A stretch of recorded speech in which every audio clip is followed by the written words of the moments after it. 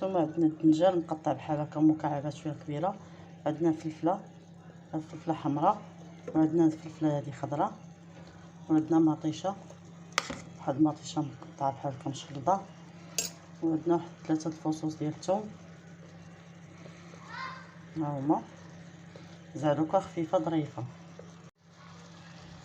عندنا شويه الكزبره مدنوس،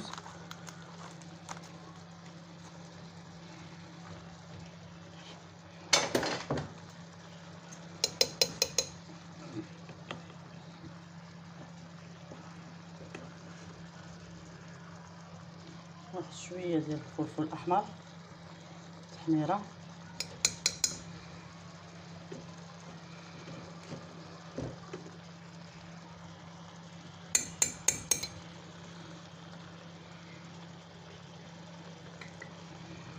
واحد راس ملعقه ديال الكركم خرقوم،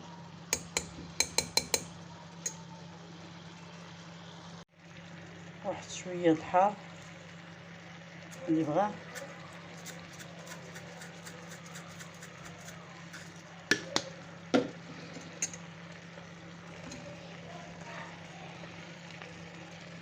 كنخلطو هادشي كامل، كنسدو عليه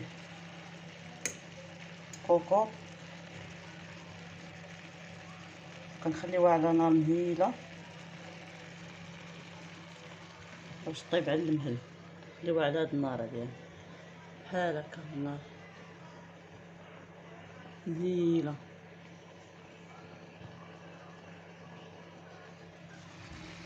يلا خليكم معنا حتى تشوفوا النتيجه النهائيه كيفاش جات هاد الزعلوكه خفيفه ظريفه في ساعه كتوجد.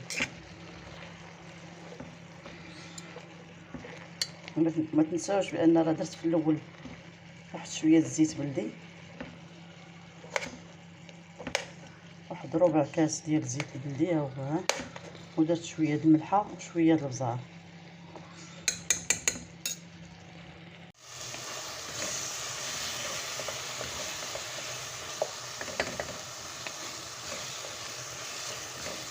غنبقاو نحركو فيها ان شاء الله حتى توقف الزعلوكه ديالتنا،